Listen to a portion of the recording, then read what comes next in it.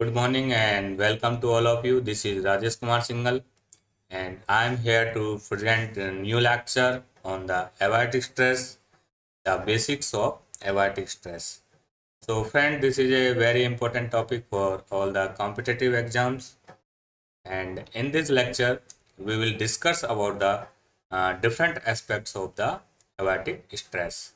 So first we will come discuss about the definitions, that what is the stress. Then we will discuss about the type of abiotic and biotic stress. Later on we will discuss about the climate change and abiotic stress, that how the climate change and abiotic stress are interlinked. Then we will discuss about the effect of abiotic stress on the crop productivity. Then we will discuss about the cell as a sensor for the abiotic stresses. Then we will discuss about the abiotic stress signaling, and at the end we will discuss about the abiotic stress and effects on the plant growth. So these topic we will cover in this lectures. So friends, let's start about the stress. So the stress is defined as that how we react when we feel under pressure or threatened. So this is a common definition. तो इसका मतलब क्या है कि हमें जब कोई भी प्रेशर में या डर में रखता है तो what how we react means हमारा रेस्पॉन्स कैसा होता है, उसी को हम स्ट्रेस बोलते हैं। अब ये जो अप्लाई होता है, आप प्लांट्स के लिए अप्लाई कर सकते हो। This can be apply for plants, animals animals even it can be applied for the humans.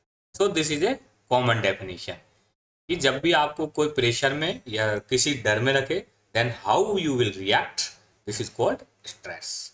But in case of plants, aortic stress can be defined as the drastic impact of non-living factors. तो क्या है non living factors on the living organism in a specific environment. So abiotic stress की definition क्या है कि drastic impact means we can say we are the negative impact और harmful impact. Okay, तो जो नॉन लिविंग फैक्टर्स है, तो non living factors कौन कौन से हो सकते हैं, अभी नेक्स्ट स्लाइड में देखेंगे कि कौन कौन से एबायोटिक स्ट्रेस है। जैसे आपका टेम्परेचर है, ओके, वाटर है, तो these are the non living factors. Okay, उनका इफेक्ट लिविंग ऑर्गेनिज्म में क्या होता है और कौन सा, मेनली नेगेटिव इम्पैक्ट। तो जो आपका टेम्परेचर और वाटर का जो नेगेटिव इम्पैक्ट है living organism means in the case of plants पे जो आपका नेगेटिव इम्पैक्ट पड़ता है इन ए स्पेसिफिक इन्वायरमेंट, क्योंकि जो एबायोटिक स्ट्रेस का इफेक्ट है वो आपके इन्वायरमेंट टू इन्वायरमेंट चेंज होता है। ठीक है, तो इसकी डेफिनेशन क्या हो गई, abiotic stress is defined as the negative और ड्रास्टिक और harmful impact of non living factors on the living organism in a specific environment. The non-living variable must influence the environment beyond its normal range of variations. तो ये एक और definition है, ये तो एक सिंपल डेफिनेशन है, एक दूसरी साइंटिफिक डेफिनेशन भी है, द नॉन लिविंग वेरिएबल्स। तो नॉन लिविंग वेरिएबल्स कौन कौन से हो गए, सेम जो आपके नॉन लिविंग फैक्टर्स या एबायोटिक फैक्टर्स है, जो आपके एबायोटिक फैक्टर्स। और इनको वेरिएबल्स क्यों कहा है, क्योंकि ये चेंज हो रहे हैं, right. Must influence the environment beyond इस normal range of variation to adversely affect the population performance और individual physiology of organism in a significant way. Means अगर हम एग्जाम्पल से समझे, जैसे कि ये एक ग्राफ है जिसमें टेम्परेचर है, ठीक है, अब किसी भी हम प्लांट्स के लिए लेंगे, जैसे 0 डिग्री, यहाँ पे 10, 20, 30, 40, 50 और अबोव। तो यहाँ पर अगर हम ग्रोथ लेते हैं, माना कि किसी भी प्लांट की ग्रोथ लेते हैं, तो क्या होता है कि जैसे यहाँ से स्टार्ट होगा, कम ग्रोथ होगी, लैग फेज होगा, फिर 15 to 45 डिग्री पे ये अच्छे से लो फेज में ग्रो करेगा, लेकिन after 40 degree it will decrease the growth. तो जो एक्सट्रीम्स है, मीन्स जो ये एक्सट्रीम्स है, यहाँ पर क्या होती है, जो ग्रोथ है वो नेगेटिवली और एडवर्सली इफेक्ट होती है। ठीक है, तो this is called as abiotic stress. तो these abiotic stress includes drought, flood, alkalinity, salinity, low and high temperatures and other environmental extremes। कि जो बियॉन्ड नॉर्मल रेंज से जितने भी जो रेंज है, that is called abiotic stress. अब हम बात करते हैं बायोटिक स्ट्रेस की। तो it occurs as a result of damaged done an organism by other living organism. तो जो एबायोटिक स्ट्रेस था, इसमें तो क्या हो रहा था, नॉन लिविंग फैक्टर्स था, वो लिविंग फैक्टर्स को इफेक्ट कर रहा था नेगेटिवली। और इसमें क्या है कि एक लिविंग ऑर्गेनिज्म दूसरे लिविंग ऑर्गेनिज्म को नेगेटिवली इफेक्ट कर रहा है। अब इसमें एक तो प्लांट हो गया अपन का लिविंग ऑर्गेनिज्म, दूसरे कौन से हो सकते हैं, bacteria, virus, fungi, nematode, parasites, insect, weed, cultivated और native plants, right. So the abayotic and biotic stress are the primary cause of cross loss of worldwide. तो अभी के अगर हम टाइम में एग्रीकल्चर में देखें, तो जो एबायोटिक एंड बायोटिक स्ट्रेस है, they are the major factors for the loss of crop productivity and production the world wide. ठीक है, तो मेरे हिसाब से ये स्लाइड कंप्लीटली क्लियर है कि स्ट्रेस क्या होता है, what is abiotic stress and biotic stress. ठीक है, अब आते हैं हम टाइप्स ऑफ एबायोटिक स्ट्रेस। तो अब हम बात करते हैं सबसे पहले टेम्परेचर स्ट्रेस की। ठीक है, तो टेम्परेचर स्ट्रेस में कौन कौन सा हो सकता है, टेम्परेचर, हाई टेम्परेचर और लो टेम्परेचर। तो जो हाई टेम्परेचर है उसको हम जनरली डिफाइन करते हैं हीट स्ट्रेस से। ठीक है, और जो लो टेम्परेचर होता है उसको बोलते हैं हम कोल्ड स्ट्रेस। तो आगे के लेक्चरों में हम इनकी एक एक पूरा डिटेल्स में और डीप में डिस्कस करेंगे कि what are the effect of heat stress, इसकी mechanism, molecular, physiological and biochemical mechanism. Second is the water stress. तो ये भी सेम हाई एंड लो होगा। तो जो लो होगा उसको हम बोलते हैं drought stress. So drought major stress में आता है आपका। ठीक है, drought, heat and salinity, they are the major stress. Then flooding, excess water, इसमें क्या हो जाता है आपका, एक्सेस वाटर, इसको हम वाटर लॉगिंग कंडीशन भी बोल सकते हैं। ठीक है, थर्ड है न्यूट्रिएंट स्ट्रेस। इसमें क्या हो सकता है, कोई भी जो हमारा न्यूट्रिएंट है, मैक्रो या माइक्रो जितने भी न्यूट्रिएंट हैं, उनकी या तो डिफिशियंसी हो सकती है। आपने पढ़ा होगा कि जैसे जिंक की डिफिशियंसी से खैरा डिजीज होती है। ठीक है, इसके अलावा टॉक्सिसिटी, अगर किसी न्यूट्रिएंट की टॉक्सिसिटी हो जाती है तो that also affect the plant growth and development. Then light stress, तो इसमें भी क्या है कि जो हाईलाइट या लो लाइट में हम बोल सकते हैं, जैसे शेड शेड, तो इसमें भी क्या हो सकता है, प्लांट ग्रोथ इफेक्ट करता है।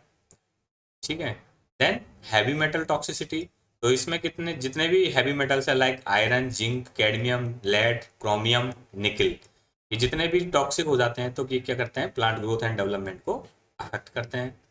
फिर सेलेनिटी एंड एल्कलिनिटी, तो सेलेनिटी में क्या होता है आपका, NaCl and Na2SO4 are the major salt. तो इसमें क्या, इन साल्ट की एक्सेस हो जाती है।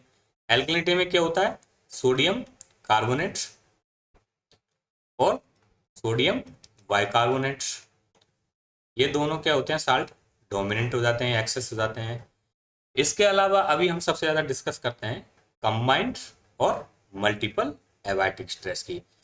तो फ्रेंड्स क्या होता है कि जो आपकी फील्ड कंडीशंस है, इसमें क्या होता है कि जो प्लांट होता है जनरली, जैसे अगर हम ड्रॉट कंडीशन देखते हैं, तो जैसे हम बात करते हैं रवि सीजन में, तो फ्लोरिंग स्टेज पे क्या होता है, ड्रॉट के साथ हीट भी एक मर्ज होता है, तो ड्रॉट एंड हीट और सैलिनिटी, क्योंकि वाटर शॉर्टेज है तो जो साल्ट है आपकी अपर सरफेस पे ही रहेंगे, ठीक है। तो ऐसे करके बहुत सारे स्ट्रेस एक साथ कंबाइन होते हैं, तो this also known as combined and multiple abiotic stress. Now come to the types of biotic stress. तो इसमें कौन कौन से आते हैं, जैसे इंसेक्ट अटैक करता है, या कोई पैथोजन डिजीज कॉज करता है, या वायरस डिजीज होती है जैसे tobacco mosaic virus, bacterial disease होती है, नेमेटोड के कारण जो लॉस होता है, या फिर कोई वाइल्ड और कल्टीवेटेड प्लांट के कारण भी जो आपकी मेजर क्रॉप को इफेक्ट हो रहा है, या फंगाई है, या वीड्स है, इनके कारण जो भी एक लिविंग ऑर्गेनिज्म से दूसरे अपन के जो मेजर प्लांट है उन पर इफेक्ट हो रहा है, उसको हम बायोटिक स्ट्रेस बोलते हैं, right. So these are the types of biotic stress. Now come to that how this climate change, and abiotic stresses are the growing or modern challenge. So you know that friend, what is climate change? So climate change, we can define that there will be a average changes in the climate or weather conditions of a specific environment or specific location for a long term, means 30 year at least. अगर 30 years का हम कोई meteorological data लें और किसी particular location पे वहाँ पर अगर वेदर डाटा को हम वहाँ पर एनालाइज करें और वहाँ पर चेंज देखें, तो this is called as a climate change. Means अगर लॉन्ग टर्म वेदर चेंजेस अगर आपको अकर्स हो रहे हैं तो this is known as climate change. तो क्लाइमेट चेंज में मेनली अगर हम देखें तो they will be increase temperature, okay. तो जनरली जो लास्ट डिकेड्स था उसमें 1.1 डिग्री सेंटीग्रेड टेम्परेचर का इंक्रीज हुआ, तो this is known also as global warming, okay. अब ग्लोबल वार्मिंग के लिए आपको पता है कौन कौन सी, जैसे ग्रीन हाउस गैसेज रेस्पॉन्सिबल है उसके लिए, ठीक है।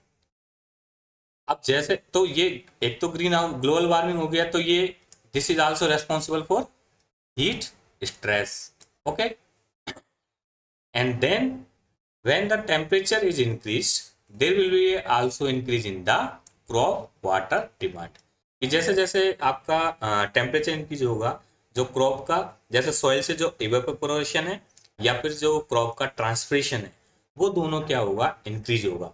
और जब ये दोनों इंक्रीज होगा तो जो क्रॉप की डिमांड है वाटर के लिए दैट इज आल्सो इंक्रीज। तो it is estimated that by the 2030 up to 700 million people are at risk।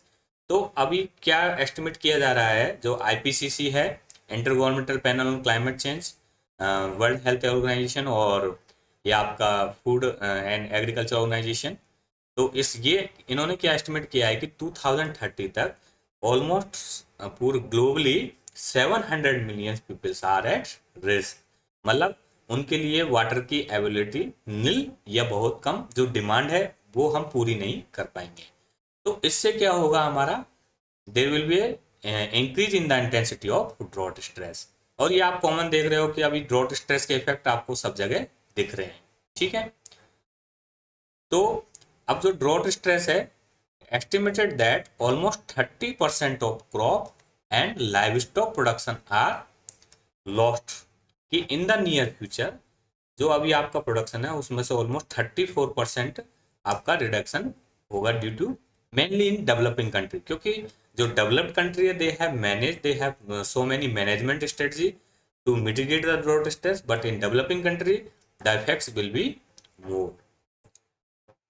अब अगर इस ड्रॉट स्ट्रेस की अगर बात करें तो जो ड्रॉट स्ट्रेस का आपके सोशल इकोनॉमिकली भी इफेक्ट होगा, बट मेन जो इफेक्ट है ड्रॉट स्ट्रेस का 82% जितना इफेक्ट है टोटल, वो मेनली आपके एग्रीकल्चर एंड एलाइड सेक्टर्स पे आता है।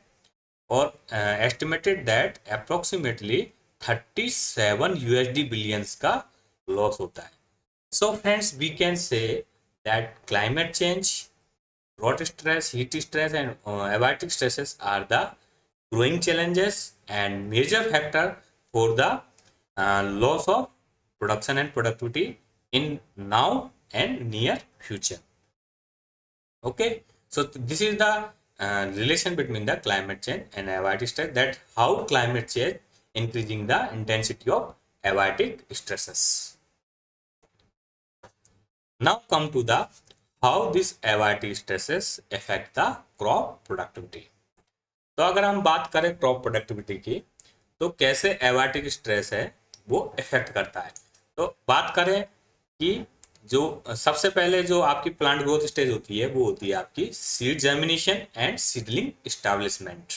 ओके, तो जो जितने भी एबायोटिक स्ट्रेस है mostly they affect the seed germination, मतलब आपका जो सीड जर्मिनेशन है उसको लोअर कर देते हैं, हिंडर्ड कर देते हैं, क्योंकि जो आपके अल्फा एमाइलेज एक्टिविटी है या प्रोटीएज एक्टिविटी है, लाइपेज एक्टिविटी है, उसको रिड्यूस करते हैं। फिर सीडलिंग इस्टेब्लिशमेंट, मतलब एबायोटिक स्ट्रेस कंडीशंस में आपका जो सीडलिंग इस्टेब्लिशमेंट है that is also very less. Plant vigour, जो आपका प्लांट हेल्थ है that is also very low and also reduce the plant population. मतलब जो आपकी फर्स्ट स्टेज है उसमें वो आपका जर्मिनेशन को घटा देगा, आपका जर्मिनेशन पोटेंशियल को घटा देगा, सीडलिंग ग्रोथ को भी घटा देगा, स्टेब्लिशमेंट को भी घटा देगा, आपका बिगर मतलब सूट रूट लेंथ और उसको भी घटा देगा, प्लांट पॉपुलेशन को। तो overall it effect the first stage. It also affect the germinating enzymes जैसे lipase, alpha amylase, protease, okay, and hormone balance, जो आपका जैसे जो प्लांट ग्रोथ रेगुलेटर्स या हार्मोन्स है जैसे ऑक्सिन, साइटोकाइनिन, जिब्रेलिन, उनके लेवल्स को भी अफेक्ट करता है, जिससे आपका जर्मिनेशन पोटेंशियल इफेक्ट होता है। देन मेटाबॉलिक एक्टिविटी, तो इसमें क्या होता है कि जो आपका मेटाबॉलिक प्रोसेस है that is also affect. Reduce the degradation of soluble sugars, तो आपको पता है कि जो ग्रोइंग सीडलिंग्स है, स्टार्टिंग जो इमर्जिंग सीडलिंग्स है वो फूड के लिए जो आपका सोल्यूबल शुगर्स पर डिपेंड रहती है, तो it also reduce the degradation of soluble sugars, तो it also reduce the growth. It also reduce the plant growth rates such as plant height, leaf area, leaf number, leaf length, leaf width, stem width and other vegetative growth attributes। Means in the vegetative phase it's affect the number of morphological traits like plant height, leaf area, tillers number, leaf length, leaf width, stem width, all the traits are affected under the abiotic stresses। Then it reduces the photosynthetic rates, assimilate partitioning means uh, transfer of food to the your growing uh, reproductive portions, and it also reduces the growth respiration, it increase the maintenance respiration, क्योंकि plant damage होगा abiotic stress में, तो it increase the maintenance growth और maintenance respiration. Okay, weaken the defence system via ROS generation. अब जितने भी abiotic या biotic stress है जनरली वो क्या करते हैं, ROS reactive oxygen species produce करते हैं, जिससे कि क्या होता है कि जो आपका डिफेंस सिस्टम है वो आपका कमजोर होता है, वीकन्स होता है। Reduce the water and mineral absorption transport, induce the pollen stability, early and delay flooring and less reproductive structures. तो आपका रिप्रोडक्टिव फेज पे क्या करता है, आपका पोलन को स्ट्राइल करता है, grain formation, grain development, early flowering और फर्टिलाइजेशन, और जो जितने भी रिप्रोडक्टिव स्ट्रक्चर है ग्रेन्स, इनको डेवलपमेंट एंड ग्रोथ को अफेक्ट करता है। Also reduce the grain number, grain weight, panicle length, pore number, panicle weight, these traits also affect under the abiotic stresses। it also reduces the harvesting index और economic yield। तो ultimately जब इतने effect आपके germination stage पे, vegetative stage पे, metabolic, morphological, biochemical, molecular, all way में जो abiotic stress affect करता है, जिससे क्या होगा फाइनली आपका जो यील्ड है दैट इज अफेक्टेड। ओके, अब हम बात करते हैं कि प्लांट्स इन सिग्नल्स को, जो स्ट्रेस है इनको कैसे रिसीव करती है और कैसे इसके लिए सिग्नलिंग करती है। तो this is the common structure of cells. तो हमने already we have discuss about the structure of cells in the cell biology, that this is the bilayer model of cell membranes. तो सेल मेम्ब्रेन्स पे क्या होते हैं, membrane receptors are present. Okay, so plant rely on plasma membrane localized receptors that recognize exogenous और endogenous signals। तो क्या होते हैं कि जैसे ये आपकी सेल मेम्ब्रेन है, इस पे क्या होते हैं, आपके रिसेप्टर्स प्रेजेंट होते हैं, राइट। तो ये क्या करते हैं, जो आपका एनवायरमेंटल सिग्नल्स है, जो भी इन्वायरमेंट का सिग्नल्स है, जैसे हाई टेम्परेचर हुआ, ड्रॉट हुआ, फ्लड हुआ, जो भी सिग्नल्स है उसको क्या करते हैं, रिकॉग्नाइज करते हैं and trigger the proper response. उसके बाद क्या है, जैसे रिसेप्टर्स उसको लेते हैं, उसके बाद उसका सिग्नलिंग होता है for the balance growth, development, immunity and stress adaptation. तो क्या होता है कि जो प्लांट सेल मेम्ब्रेन पे रिसेप्टर्स होते हैं, they recognise the stress signals and they balance the growth accordingly. Okay, so there are two types of mainly receptors, that simple receptors in this polypeptide chain cross the lipid bilayer bonds। Means इसमें क्या होता है कि एक बार ये आपकी ये polypeptide chain से एक बार क्रॉस करती है, जबकि कॉम्प्लेक्स टाइप में अगर देखें, जैसे जी कपल्ड रिसेप्टर्स होते हैं, इसमें क्या होता है, पॉलीपेप्टाइड चेन्स होती है, वो एक हेलिक्स लूप बनाती है, मतलब 7 time almost they crosses the lipid bilayers. Okay, इसके अलावा अगर हम बात करें, इसके बाद डोमेन्स होते हैं। तो डोमेन्स क्या होते हैं, कुछ एक्स्ट्रा सेलुलर प्रेजेंट होते हैं और कुछ ट्रांस मेम्ब्रेन प्रेजेंट होते हैं और कुछ इनर मेम्ब्रेन पे इंटरसेलुलर। तो 3 टाइप्स के डोमेन्स होते हैं, एक्स्ट्रा सेलुलर, इंट्रासेलुलर और उसके अलावा ट्रांस मेम्ब्रेन। तो जो एक्स्ट्रा सेलुलर होते हैं वो क्या करते हैं, रिकॉग्नाइजेशन का, एक्सटर्नल रिकॉग्नाइजेशन का काम करते हैं। ओके, ट्रांस मेम्ब्रेन क्या करते हैं, ये आपका पोर चैनल्स बनाते हैं, ठीक है। इसके अलावा यहाँ पर कन्फर्मेशनल चेंजेस होता है, जैसे डायमराइजेशन होता है या रोटेशन होता है एक्टिवेशंस के लिए। देन इंटरसेलुलर होते हैं। तो इंटरसेलुलर में क्या होते हैं, यहाँ पर effect, they are connected to the effector molecules और there are also some enzymes activity। तो ये क्या करते हैं, कुछ इफेक्टर मोलिक्यूल्स को एक्टिवेट करते हैं और एंजाइम एक्टिविटी करते हैं। उसके बाद सिग्नल ट्रांसडक्शन होता है। तो सिग्नल ट्रांसडक्शन में आपके 4 प्रोसेस होते हैं। सबसे पहले एक्स्ट्रा सेलुलर सिग्नल मोलिक्यूल्स होता है, फिर रिसेप्टर प्रोटीन्स होता है, फिर इंटरसेलुलर सिग्नल प्रोटीन्स होता है, फिर टारगेट प्रोटीन जहां पे आपको रेस्पॉन्स करना है। तो this is the about the plant cell receptors, that how this receptors receive the signals। okay, अब हम बात करें अगर plant cell as a sensor, तो they are mainly 4 types of signal transduction. तो अगर हम बात करें, एक तो लिगेंड गेटेड आयन चैनल्स। तो अगर हम बात करें, जैसे यहाँ पर this is S represent the signal और आर रिप्रेजेंट द रिसेप्टर्स। तो यहाँ पर बात करें, जैसे जो आपका रिसेप्टर्स है वो आपका सेल मेम्ब्रेन पे प्रेजेंट होता है, ठीक है। और जो आपका सिग्नल्स है वो एक्स्ट्रा सेलुलर होता है, मीन्स आपका एनवायरमेंटल सिग्नल्स होता है। तो अब यहाँ पर जैसे ये दोनों, जैसे रिसेप्टर्स ने सिग्नल्स लिया, तो ये क्या हुआ, जैसे माना कि यहाँ पर सिग्नल्स क्या है, आयंस। तो क्या होगा, जो आयंस जैसे ये आया, सेल में रिसेप्टर्स ने रिसीव किया, रिकॉग्नाइज किया कि भाई आयंस आया है, तो यहाँ पर ये क्या करेगा, जो चैनल्स है आयन चैनल, उसको ओपन कर देगा। तो ये चैनल्स आयन अंदर आ जाएगा, और जैसे ही अंदर आ जाएगा तो सेल्स का जो रेडॉक्स पोटेंशियल है, या तो हाइपर पोलराइजेशन होगा या डीपोलराइजेशन होगा, क्योंकि जो आयंस होते हैं उन पे क्या होता है, आयन प्रेजेंट होता है। तो जो सेल का रेडॉक्स पोटेंशियल है वो चेंज हो जाएगा। उसके बाद क्या होगा, सेलुलर इफेक्ट, जैसे स्टोमेटल ओपनिंग एंड क्लोजिंग में हम बात कर सकते हैं, ठीक है। जैसे ABA स्टोमेटल क्लोजिंग में करता है तो वहां पर डिपोलराइजेशन होता है, ठीक है। अब दूसरा आता है जी प्रोटीन कपल्ड रिसेप्टर्स। तो यहाँ पर भी सेम रिसेप्टर और सिग्नल्स होता है। अब यहाँ पर या तो आयंस होगा, जैसे यहाँ पर मैकेनिज्म हुई थी कि आयंस आया और इसने हाइपर पोलराइजेशन डिपोलराइजेशन किया एंड सेलुलर इफेक्ट हुआ। सेकंड केस हो सकता है जी प्रोटीन्स क्या हो सकता है, कैल्शियम चैनल्स को एक्टिवेट कर देता है, तो जिससे कैल्शियम रिलीज होता है और ये सेलुलर इफेक्ट दिखाता है। या फिर जी प्रोटीन होता है, वो क्या करता है, इफेक्टर मॉलिक्यूल से अटैच होकर सेकेंडरी मैसेंजर्स को एक्टिवेट करता है, और प्रोटीन फॉस्फोरिलेशन होता है, जिससे क्या होता है, सेलुलर इफेक्ट्स होते हैं। एंड थर्ड टाइप का है काइनेज लिंक्ड रिसेप्टर। तो यहाँ पर क्या होता है, एंजाइम्स होते हैं रिसेप्टर्स में, तो ये क्या करते हैं, सबसे पहले प्रोटीन का फॉस्फोराइलेशन करते हैं, फिर उसके बाद जीन का ट्रांसक्रिप्शन होता है, फिर प्रोटीन सिंथेसिस और cellular effect. And fourth type है न्यूक्लियर रिसेप्टर्स। इसमें क्या होते हैं, जो रिसेप्टर्स होते हैं वो न्यूक्लियस में प्रेजेंट होते हैं।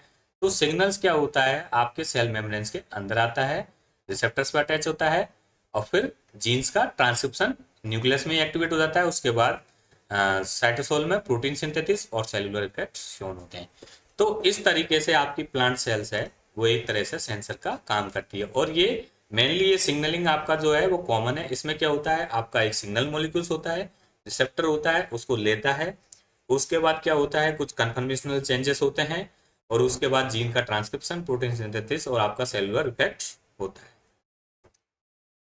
नाउ अब बात करते हैं सेल कैसे स्ट्रेस सिग्नलिंग को वो करते हैं। तो मान लो कि दिस इज द स्ट्रेस, ये आपका क्या है, सिग्नल। ओके, तो यहां पर एबायोटिक या बायोटिक स्ट्रेस के लिए सिग्नल है सबसे पहले। तो सबसे पहले आपके मेम्ब्रेन पे क्या होता है प्रेजेंट, रिसेप्टर और सेंसर्स प्रेजेंट होते हैं मेम्ब्रेन पे। तो there will be a perception of stress, means they recognise the stress और परसीव द स्ट्रेस। इसके बाद क्या होता है, यहाँ after the receptor there will be some conformational changes or activation like phosphorylation and dephosphorylation. So they activate the secondary messengers like calcium, reactive oxygen species and CAMP.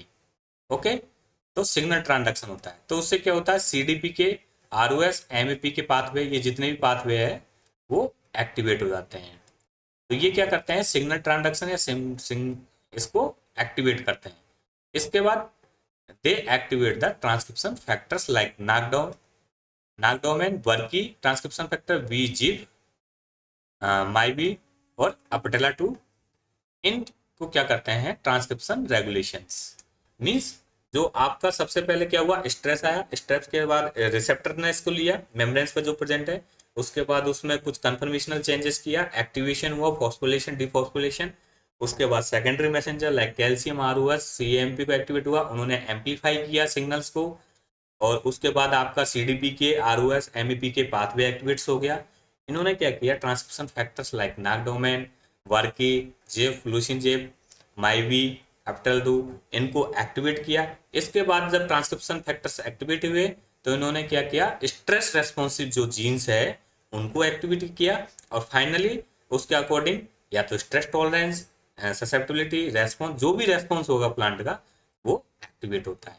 तो इस तरीके से ये एक कॉमन स्ट्रेस सिग्नलिंग है।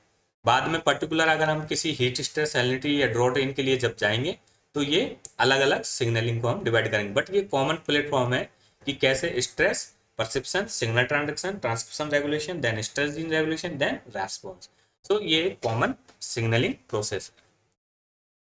अब अगर हम बात करें whole plant response to abiotic stress, अगर हम कॉमनली बात करें कि जो एबायोटिक स्ट्रेसेस है वो कैसे आपके प्लांट को इफेक्ट करते हैं, तो जैसे एबायोटिक स्ट्रेस में अगर हम बात करें तो जैसे हमने डिस्कस किया, heat stress is there, salinity stress is there, cold stress is there, alkalinity stress is there, drought is there, flood is there, nutrient stress there, heavy metal stress is there.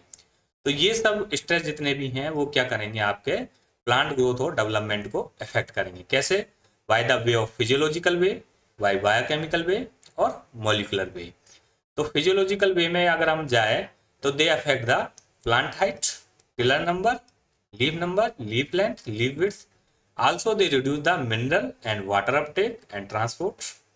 They also disbalance the phytohormone concentration, मतलब जो आपका oxygen, gibberellin, cytokinin है उसको भी affect, disbalance करते हैं। Then reduce the photosynthesis rate by the, आपका जो पिगमेंट, क्लोरोफिल पिगमेंट कंपोजिशन है उसको भी इफेक्ट करते हैं। इसके अलावा जो क्लोरोप्लास्ट स्ट्रक्चर है, ग्रेना, स्ट्रोमा, उनको भी डैमेज करते हैं। इसके अलावा स्टोमेटा क्लोजिंग और ओपनिंग वो भी करते हैं। तो ऐसे physiological changes mainly occur during the abiotic stresses. अगर हम बायोकेमिकल चेंजेस की बात करें तो जो फोटोसिंथेसिस, रेस्पिरेशन, ट्रांसलोकेशन, इनसे रिलेटेड जितने भी एंजाइम्स है, पाथवे है, they are mainly affected during the abiotic stresses. Then they also weaken the antioxidant defence system by ROS generation. इसके अलावा आयरन रेडॉक्स, जितने भी होम्योस्टेटिस, जो आपका सेल का एक बैलेंस बना रहता है, उसको भी डिसबैलेंस करते हैं।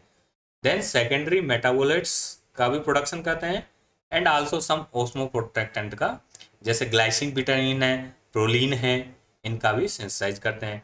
देन अगर मोलिकुलर वेज में जाए तो जैसे कुछ स्ट्रेस प्रोटीन्स का सिंथेसिस होता है, जैसे HSP protein is there, heat shock protein is there, okay, LEA late embryonic abundant protein is there, okay, transcript gene and protein related to stress. इसके अलावा जो आपकी ट्रांसक्रिप्ट है, जीन है, प्रोटीन्स है, स्ट्रेस से related, they also changes increase और decreased.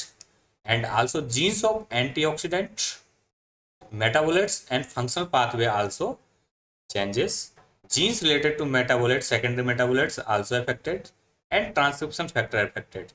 तो ऐसे करके जब आपके प्लांट्स में तीनों इफेक्ट होता है, तो अब प्लांट्स में भी कि अगर जैसे प्लांट्स जीनोटाइप टॉलरेंस है या फिर आपका ससेप्टेबल है, अगर वो आरओएस ज़्यादा हुआ, अगर उसको ऑक्सीडेटिव स्ट्रेस आया, then they will be a susceptible plant.